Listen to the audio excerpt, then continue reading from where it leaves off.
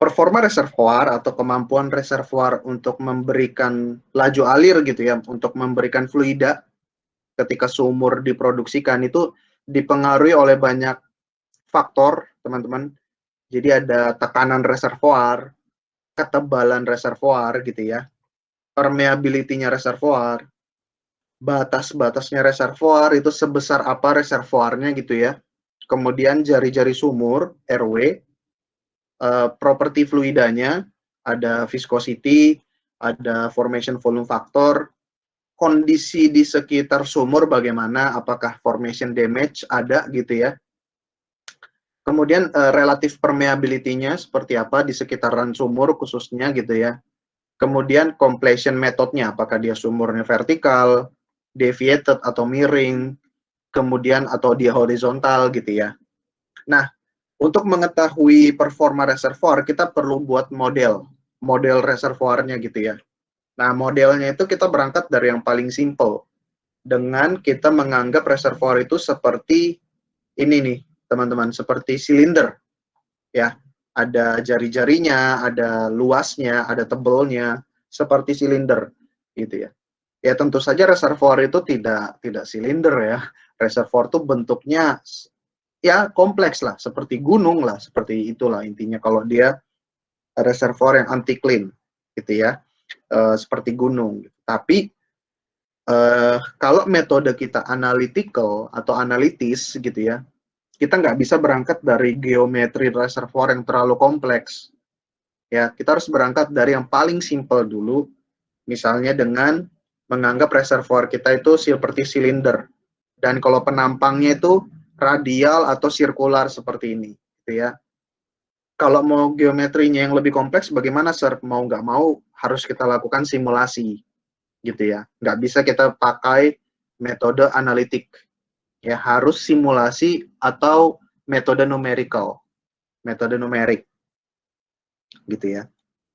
Untuk apa namanya, untuk simulasi reservoir simulation saya juga mengajar di semester ini bersama teman-teman kakak-kakak kelas kalian tingkat akhir seperti itu.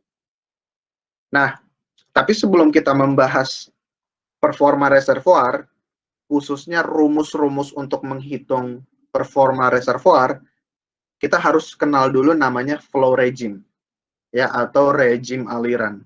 Nah, ini juga kita udah bahas di minggu lalu ya, tentang fluid flow in porous media, tentang aliran di dalam reservoir melalui media berpore itu seperti apa, kita udah bahas. Makanya dua materi minggu lalu itu mengantarkan kita ke titik ini gitu ya. Yang pertama kita harus tahu adalah transient flow itu apa.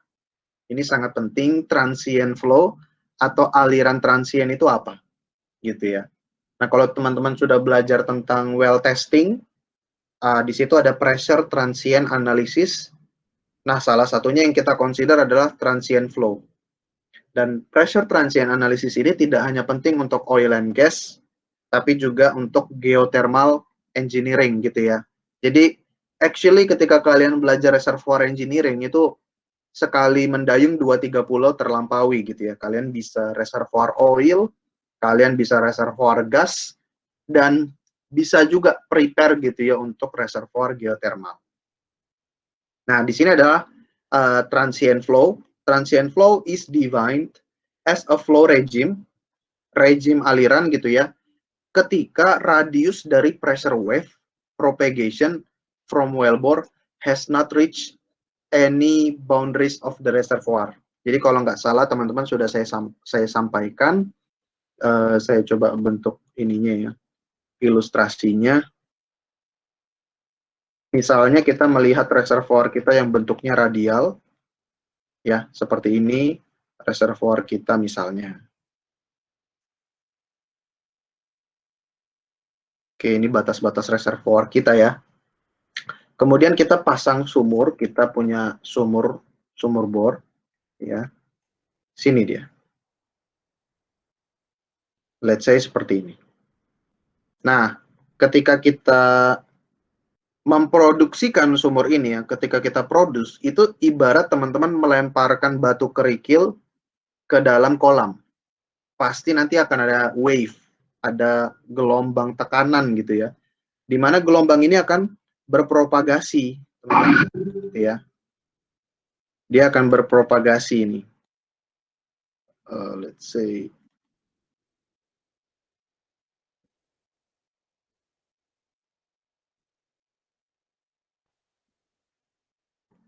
gitu ya. Jadi awalnya sebegini, kemudian membesar,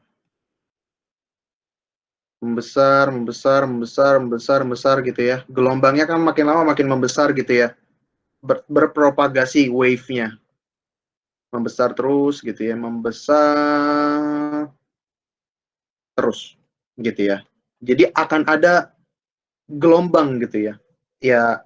Ya misalnya nih saya punya gelas kopi gitu ya. Saya celupin tangan saya, pasti akan ada gelombang tekanan gitu sampai ke batas-batas gelas saya gitu ya. Nah, seperti itu juga kalau kita melakukan well testing atau produksi sumur gitu ya. Kita ganggu dengan memproduksikan atau mematikan sumur, pasti akan ada gelombang ini. Nah, sebelum gelombang tersebut membentur batas-batas reservoir, oke, sebelum dia membentur batas-batas reservoir, from wellbore has not reached any boundaries of the reservoir, itulah namanya transient flow. Apa pentingnya kita belajar itu gitu ya? Penting teman-teman, karena apa? Karena performa dari sumur ketika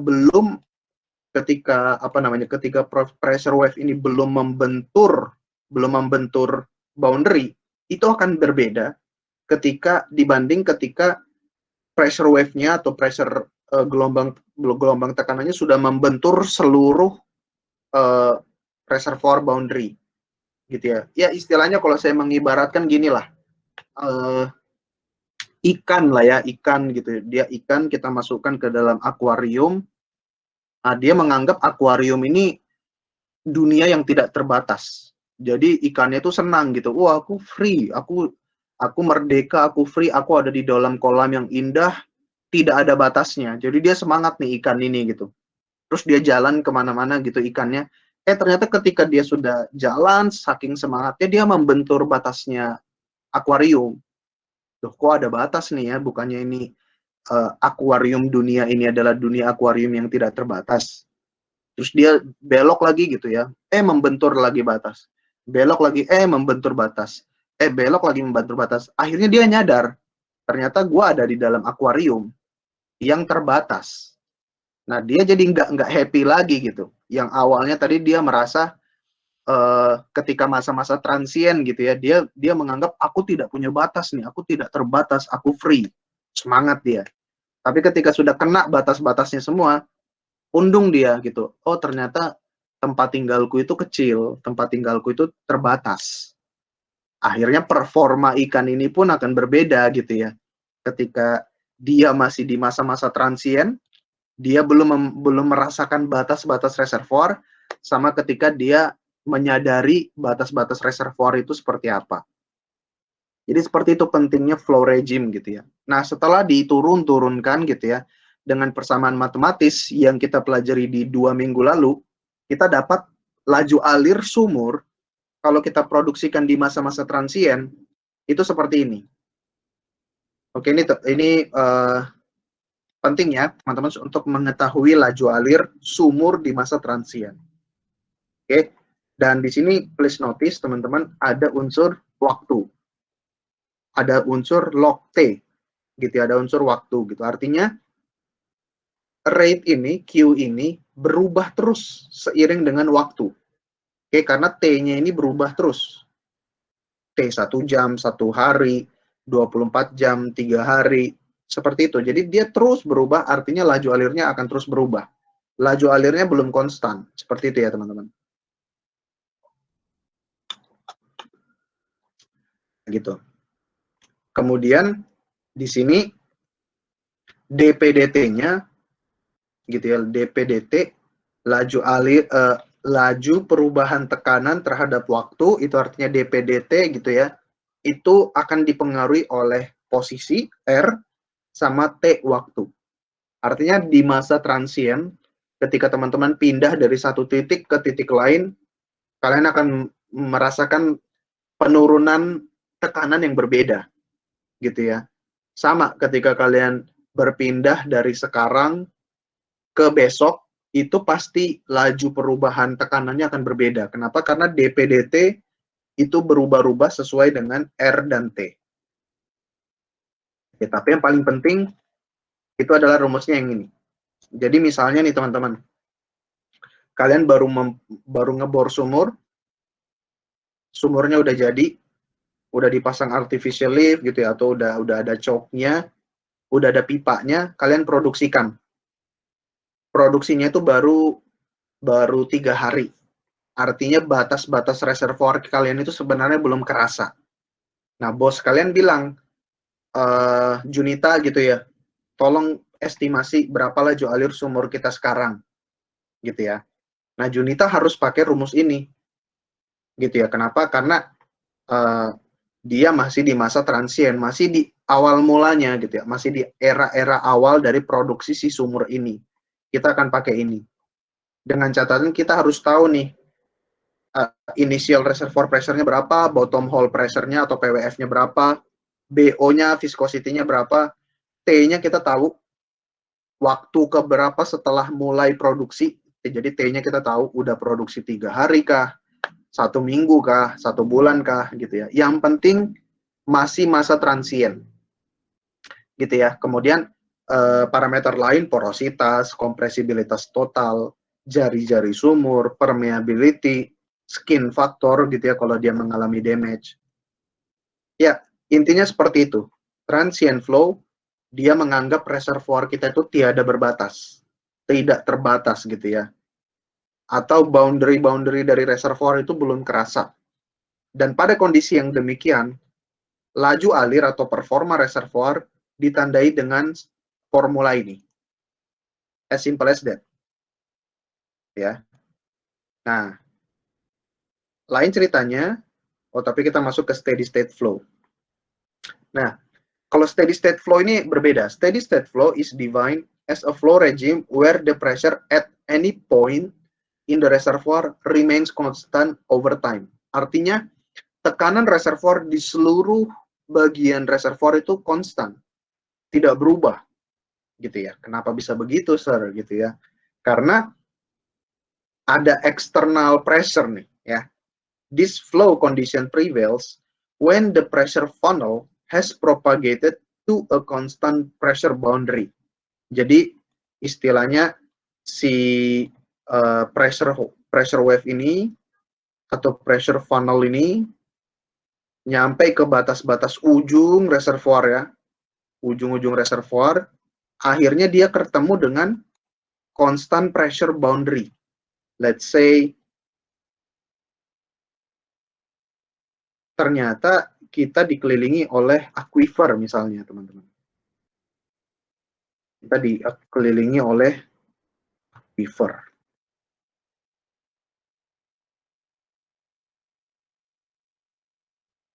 Nah, aquifer ini yang akan membuat tekanannya konstan gitu ya. Kalau aquifernya besar, gitu ya. Kalau aquifernya besar, tekanannya akan konstan gitu.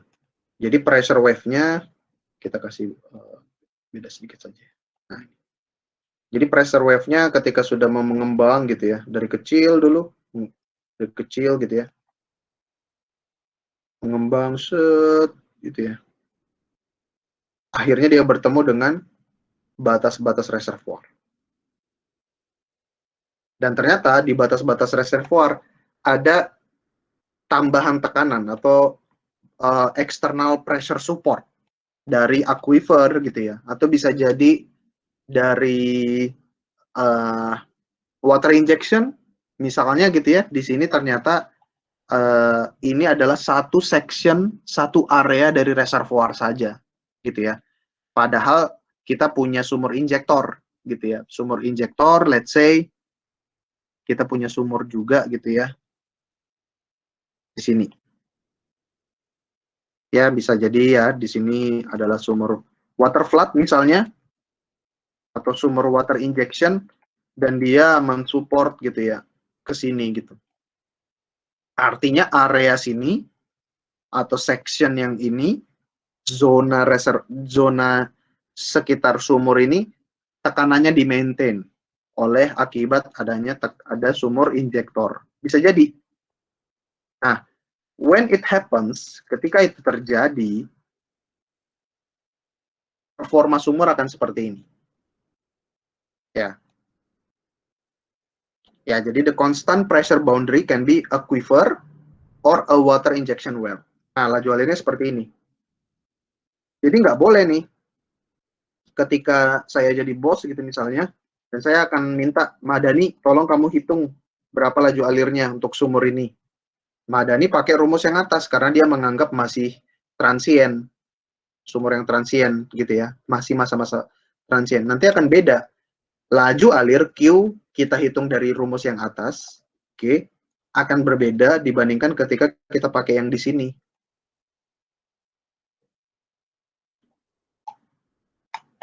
Kalau transient flow, kita pakai initial pressure atau PI. Kalau steady state, kita pakai PE atau external pressure. Oke. Ya memang rumusnya mirip ya, ada BO, ada viscosity, ada RW gitu ya, ada skin, tapi beda teman-teman. Atas dan bawah ini beda. Yang atas yang masih transient flow, dia dipengaruhi oleh waktu. Makanya di atasnya ada log T. Ada logaritma dari waktu. Gitu ya. Kalau yang bawah dia nggak peduli waktu. Kenapa? Karena dia tahu tekanan gua konstan. It doesn't matter yesterday, today, or tomorrow, it doesn't matter. Tekanan konstan, gua cuma peduli berapa laju alir. Gitu ya. Itu kalau steady state flow. Jadi teman-teman sebagai engineer perlu tahu nih RE kita berapa, radius dari reservoir kita itu berapa, gitu ya. Jadi teman-teman sebagai engineer, kalau teman-teman nanti jadi reservoir engineer, itu harus tahu nih jaraknya ini berapa, gitu. Batas-batas reservoir itu saya itu seberapa jauh, gitu. Apakah 500 meter atau 1 kilometer? Ini berapa nih radiusnya? Nah, untuk tahu radiusnya ini, teman-teman harus berdiskusi dengan teman-teman geologis, karena mereka yang tahu struktur dari reservoir kita. Apakah ada patahan gitu ya? Bisa jadi di sini ada patahan, ada fault, gitu ya. Bisa jadi di sini ada patahan. Misalnya seperti ini. Bisa jadi ada patahan. Bukan aquifer, bisa jadi ada patahan gitu ya. Di sini juga bisa jadi ada patahan. Gitu. Ada patahan. Ini makanya kita harus bertanya kepada teman-teman geologis. Atau kita melakukan pressure transient analysis. Kita lakukan well testing, kita lakukan pressure transient analysis, nanti kelihatan profilnya gitu ya. Apa namanya? Apakah batas-batas reservoir saya ini patahan atau batas-batas reservoir saya ini aquifer. Nah, itu dari pressure transient analysis kita pakai software itu bisa kelihatan. Bisa kita analisis. Oke, jadi kira-kira seperti itu. Ya intinya steady state flow, batas-batas dia itu disupport oleh external pressure. Bisa itu aquifer, bisa itu sumur water injection. Oke ya, seperti itu. Itu kalau apa namanya, steady state. Jadi ini steady state. SS flow. Nah, yang paling umum itu apa yang namanya pseudo steady state flow. Oke. Pada pseudo steady state flow, pressure at any point in the reservoir declines at the same constant rate over time. Gitu ya. Jadi kalau saya pindah dari satu titik ke titik lain, atau kalau saya berpindah berpindah dari satu titik ke titik lain gitu ya, semuanya itu tekanannya itu berubah dengan laju yang sama, gitu ya. Jadi kalau saya korelasikannya itu seperti apa ya? Intinya tekanan itu kan pasti selalu habis, cenderung habis. Tekanan itu cenderung turun, gitu ya. Nah, kalau kita pseudo steady state flow, gitu ya, penurunan tekanan di semua titik reservoir itu sama. Gitu. Jadi habis bareng-bareng lah, istilahnya seperti itu. Tekanannya itu habis bareng-bareng di semua titik. Gitu ya. Pressure at any point in the reservoir declines at the same constant rate. Ini hanya akan terjadi kalau kita sudah memiliki pressure funnel atau pressure wave has propagated to all no flow boundaries. Jadi reservoir kita dibatasi oleh boundary no flow. Ketutup reservoir kita, closed reservoir. No flow boundary itu apa aja? Sealing fault. Jadi patahan yang betul-betul sealing. Ya, patahan yang betul-betul memblokir aliran. Oke. Terus ada juga pinch out of pay zone. Jadi pinch out itu reservoirnya itu habis, menguncup gitu ya. Jadi kalau reservoir saya itu balok gini misalnya, tebel gitu ya kayak sandwich reservoir saya, tapi di ujung-ujung habis. Itu namanya pinch out gitu ya. Ya wajar lah gitu ya, namanya tektonik, namanya geologik, habis formasi itu habis bisa aja. Suatu formasi batuan habis di satu titik itu bisa, itu namanya pinch out. Kemudian boundaries of drainage area of areas of production well gitu ya. Jadi kalau kita punya dua sumur gitu ya, satu sumur dengan sumur lain itu di perbatasan dia itu adalah daerah no flow. Jadi saya coba ilustrasikan. Misalnya itu seperti ini.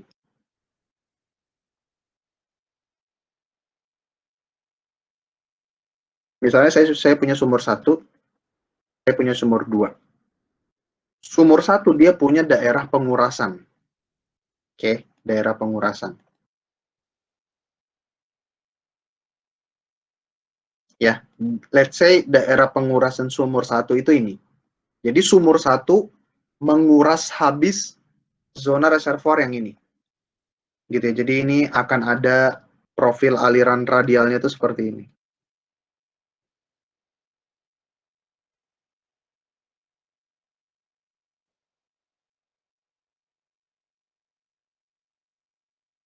Oke, anggap reservoir kita alirannya aliran radial.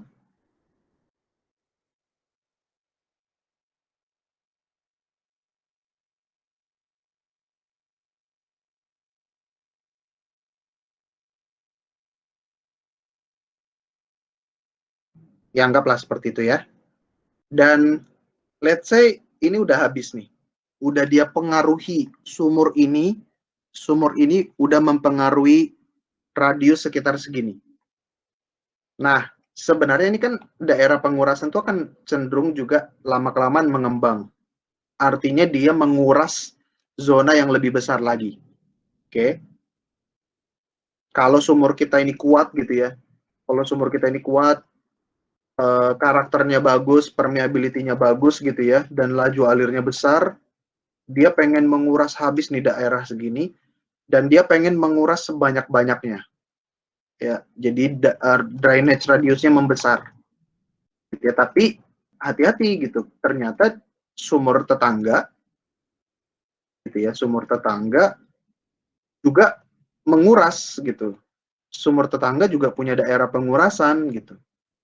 Ya, let's say seperti ini. Sumur tetangga juga punya daerah pengurasannya gitu.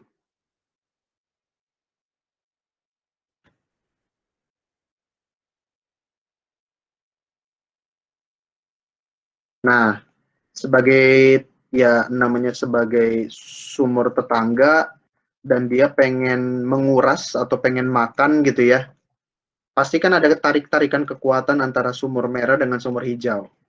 Atau ini let's say seperti ini. Pasti akan ada tarik-tarikan nih, gue pengen menguras zona yang lebih banyak nih, gue pengen makan oil atau pengen makan gasnya itu lebih banyak lagi nih. Ini akan ada adu kuat nih antara dua sumur. Akan ada adu kuat. Tapi di titik pertemuan ini akan ada balance of power gitu ya.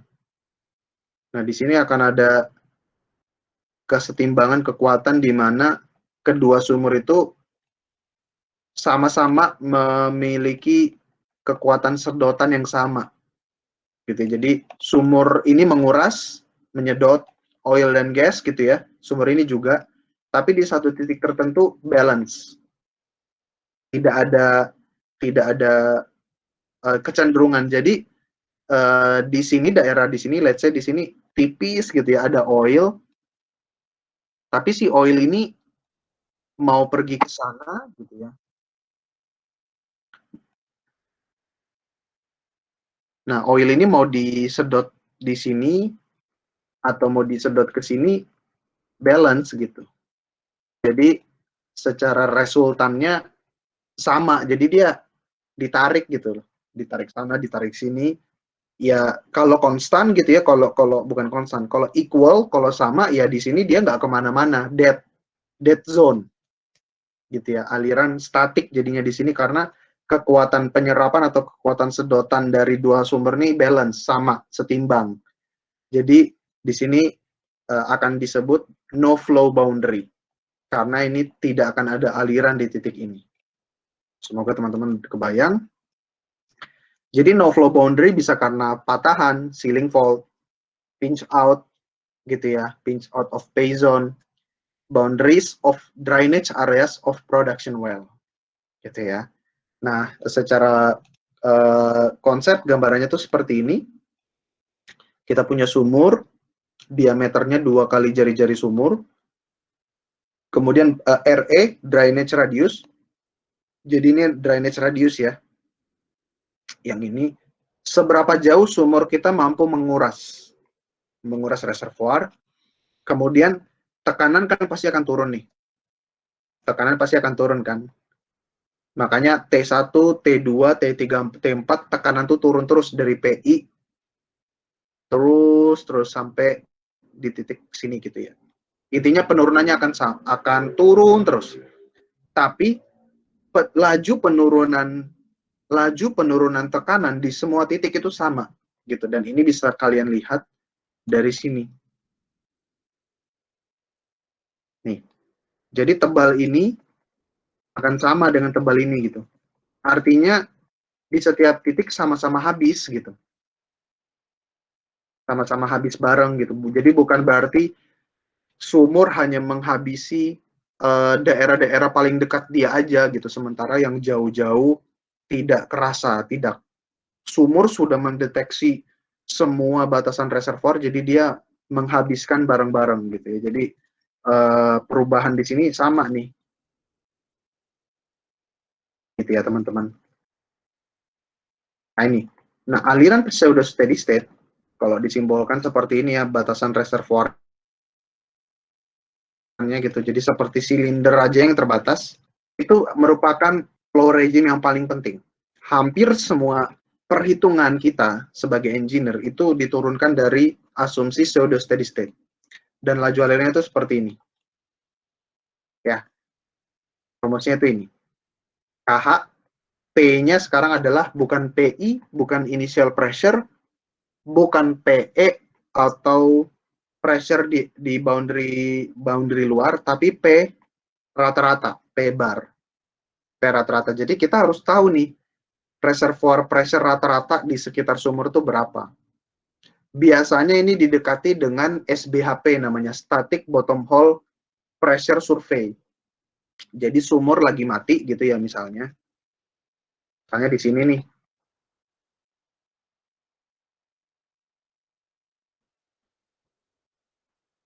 Gitu ya. Let's say dia menguras, ini udah bisa dihapus. Ya let's say sumur ini punya daerah pengurasan atau daerah reservoirnya itu seperti ini. Nah, sumur ini menguras daerah seperti ini. Tapi dia juga punya sumur di dekat dia, tapi sumur ini mati.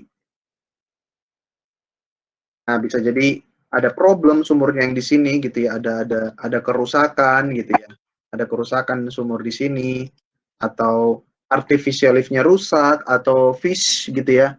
Ada jatuh tools ke dalam sumur jadi tidak bisa dicabut, bisa juga jadi sumurnya mati. Alhasil sumurnya tidak dipakai untuk berproduksi. Nah, di dalam sumur ini kita bisa melakukan survei tekanan.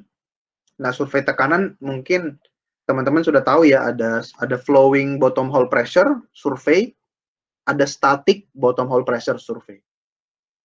Caranya sama, kita turunkan alat ukur laju recorder gitu ya.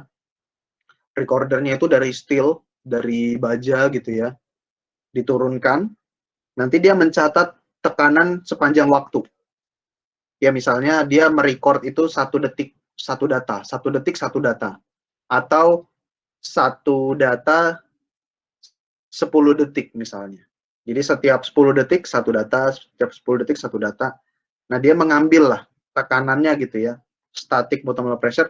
Nah, itu SBHP sama dengan static bottom hole pressure survey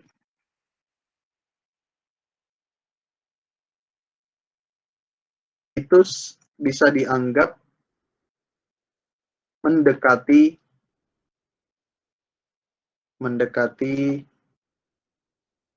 P average, ya, tekanan reservoir average.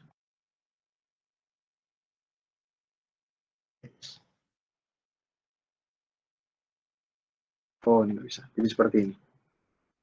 Ya, ini penting ya. Jadi gimana cara tahu P average, tekanan rata-rata dari zona reservoir saya yang ini? Gimana saya tahu tekanan rata-ratanya? Ya udah, matikan sumur. Kalau ada sumur mati gitu ya, kita lakukan survei tekanan, turun ke dasar sumur, itulah tekanannya, itulah tekanan rata-rata reservoir di sini.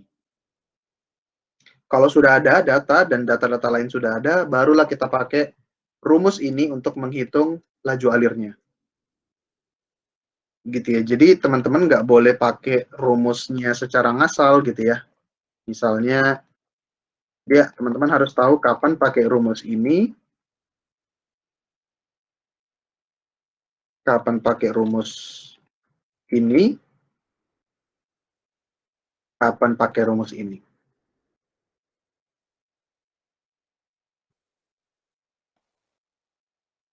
Oke, jadi 3 sumur ini berbeda dan teman-teman harus tahu kapan memakainya, gitu ya. Jangan pakai sumur ini di segala kondisi, jangan pakai ini untuk segala kondisi, jangan pakai ini untuk segala kondisi, tapi harus tahu konteks teman-temannya seperti apa. Apa dia masih transient, atau dia sudah steady state, atau dia pseudo steady state. Gitu ya. Kemudian, ya, dari sampai sini apakah ada yang mau bertanya?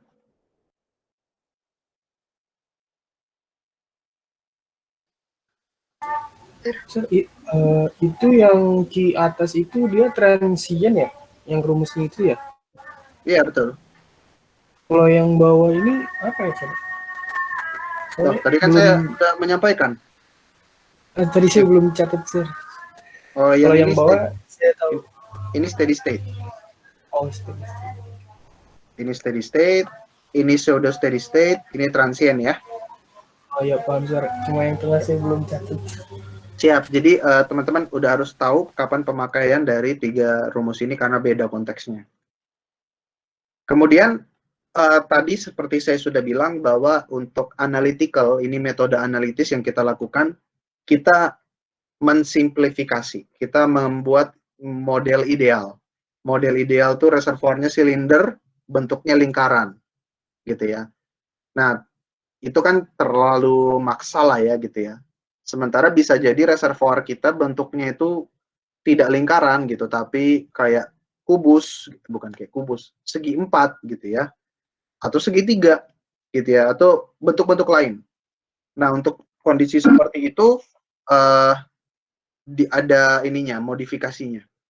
Ya, if the no flow boundaries delineate a drainage area of non-circular shape, jadi yang non-circular, tidak sirkular ya, bentuknya seperti ini, the following equation should be used for analysis of pseudo steady state flow. Jadi pakai rumus yang ini nanti.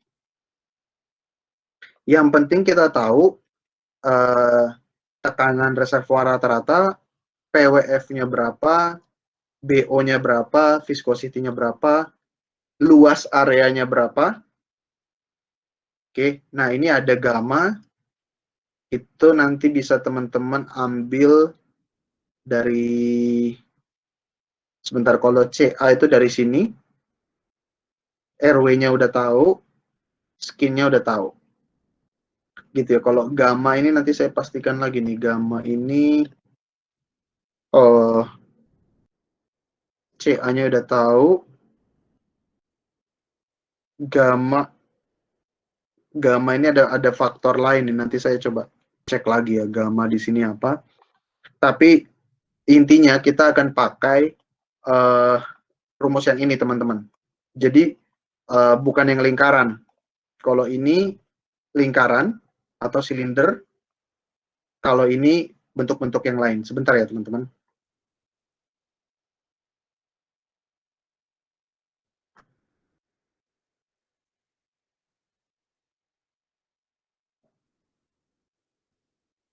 Ya. Nah, kemudian misalnya begini. Kalau kita belum tahu sama sekali nih si bentuk reservoir kita seperti apa, kita belum pernah melakukan well testing, kita belum punya ada data patahannya, belum ada informasi dari geologis, kita bisa mengasumsikan. Jadi engineer itu tidak apa-apa kalau kita pakai asumsi engineering, it's okay, gitu ya. Kita menganggap reservoir kita sirkular atau radial atau seperti silinder seperti ini, gitu ya. Jadi it's okay. Tapi ketika sudah ada data dari geologis atau data dari well testing atau data dari pressure transient analysis, barulah kita pakai model yang lebih akurat seperti ini dan bukan cuman radial saja. Nah, itu tadi flow regime. Intisari dari flow regime gitu ya adalah kita tahu pada flow regime ini rumusnya yang mana? Pada flow regime itu rumusnya apa? Jadi itu intisari dari bagian yang pertama, pentingnya flow regime. Kenapa kita perlu tahu flow regime? Karena performa sumur atau performa reservoir di ketiga regime aliran itu berbeda. Oke, nah sekarang kita masuk productivity index. Ya, dari namanya saja udah bisa kebayang seberapa produktif sumur tersebut. Seberapa produktif, seberapa bagus performa dari sumur tertentu. Nanti pasti akan ada kaitannya dengan ketiga rumus ini. Entahkah dia pseudo steady state, transient, atau steady state. Oke. Nah, productivity index adalah kemampuan sumur untuk memproduksikan fluida. Ya, seberapa sehat, seberapa bagus, seberapa produktif si sumur itu, itulah namanya productivity index. Oke, sebentar ya teman-teman. Saya ada ini. Nggak jadi. Nah, biasanya gitu ya, yang namanya productivity index itu kita ambil dari pseudo steady state flow. Ya, jadi kalau dia masih transient, kita belum terlalu tertarik untuk mencari productivity index-nya. Kenapa? Karena pada akhirnya dia akan berubah. Transient itu kan sementara.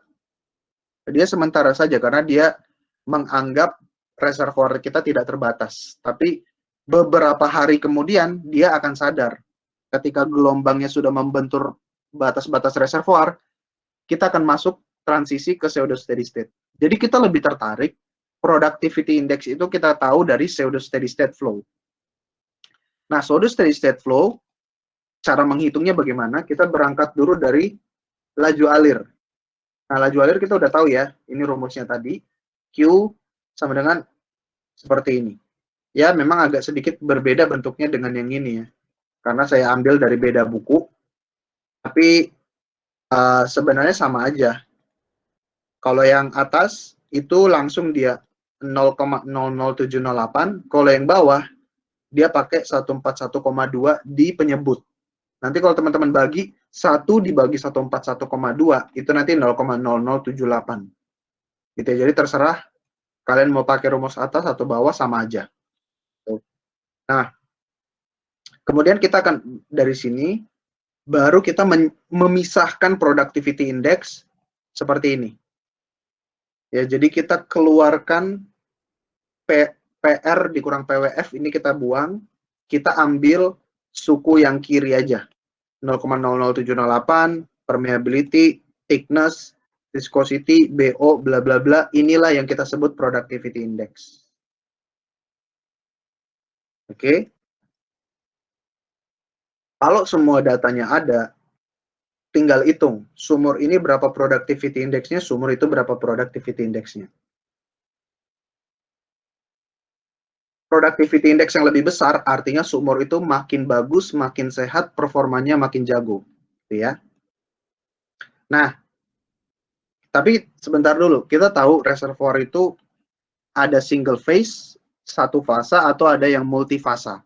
Single phase itu liquid semuanya gitu ya, atau gas semuanya gitu ya. Tapi kalau multi phase itu udah campuran, water, oil, gas, seperti itu.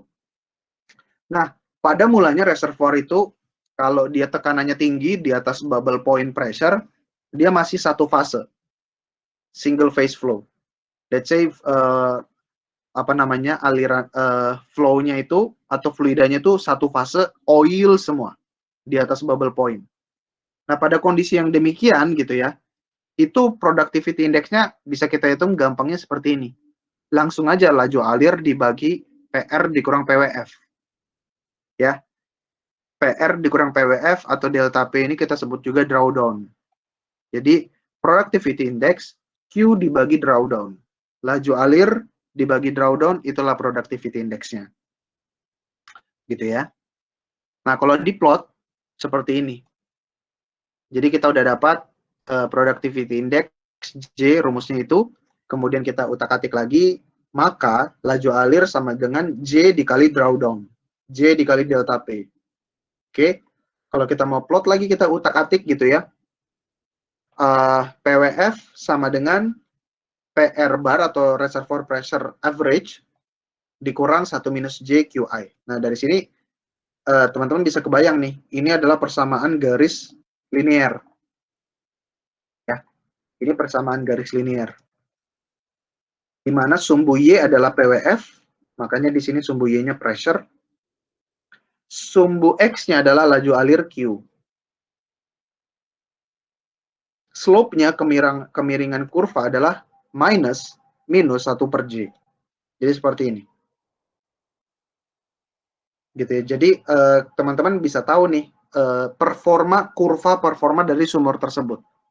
Gitu. Jadi misalnya di sini belum ada gambarnya ya. Misalnya saya ingin mau memproduksikan sumur saya di laju alir sekian. Misalnya ini adalah 200 barel oil per day. Misalnya ini 200 BOPD di titik ini.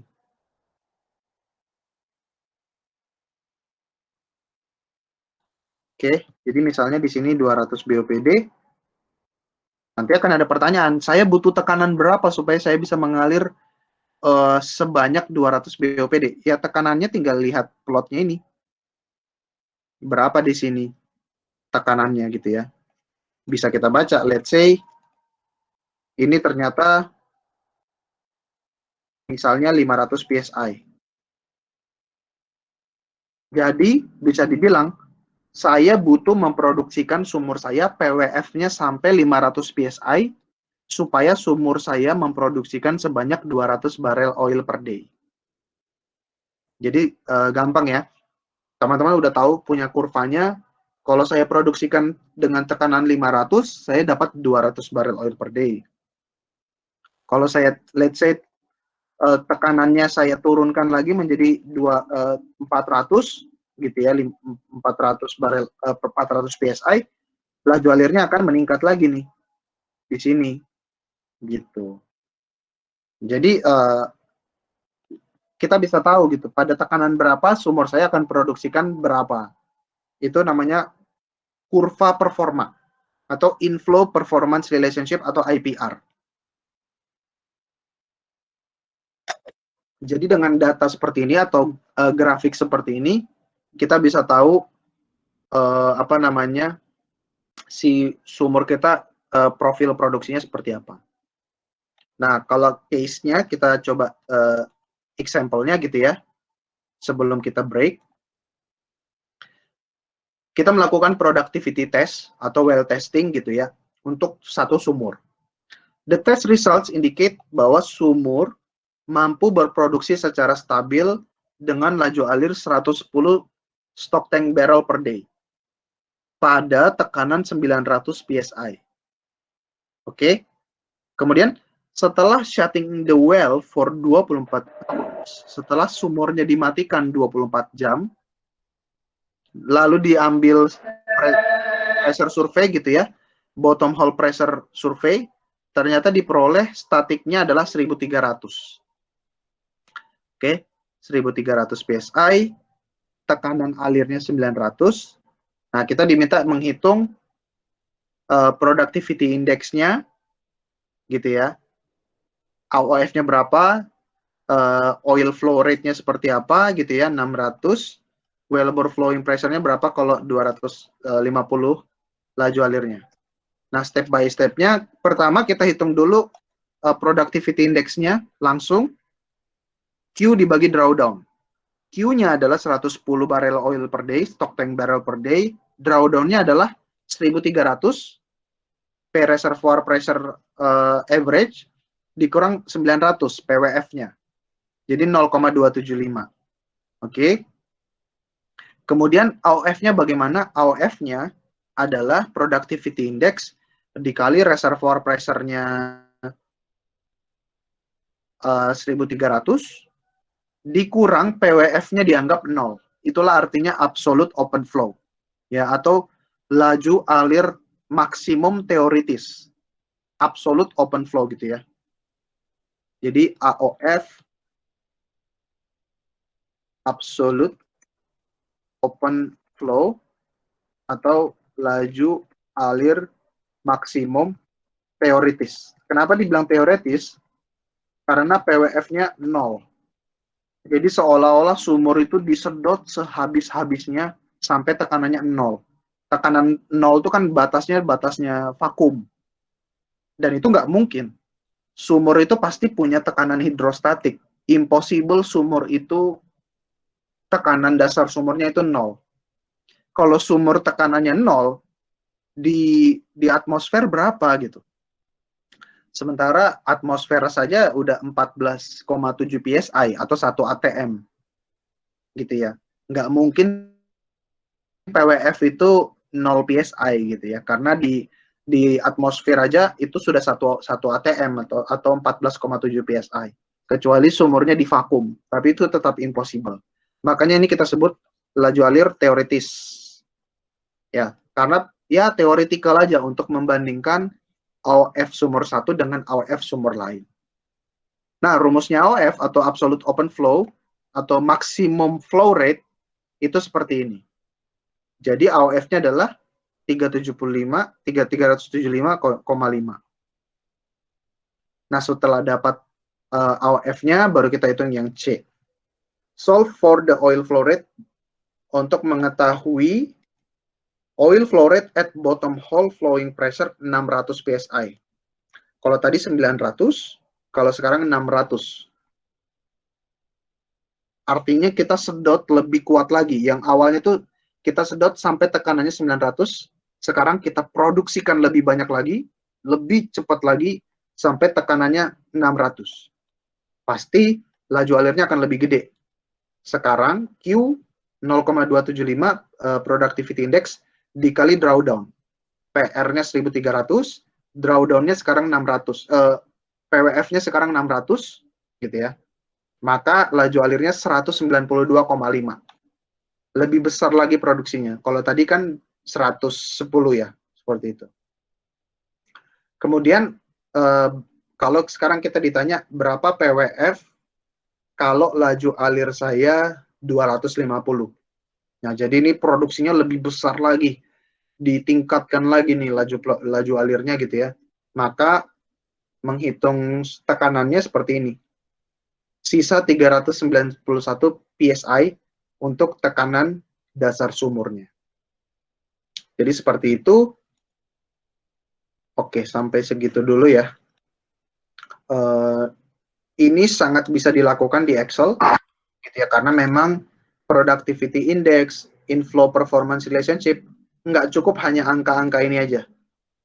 Yang paling dibutuhkan adalah plot seperti ini, gitu ya, dan ini nanti akan teman-teman lakukan di homework. Seperti itu ya, membuat plot seperti ini. Oke, sampai sini apakah ada pertanyaan? Jadi kita udah belajar flow regime, ada transient, ada pseudo steady state, ada steady state. Kemudian kita udah belajar sedikit tentang productivity index. Sampai di sini apakah ada pertanyaan dari teman-teman?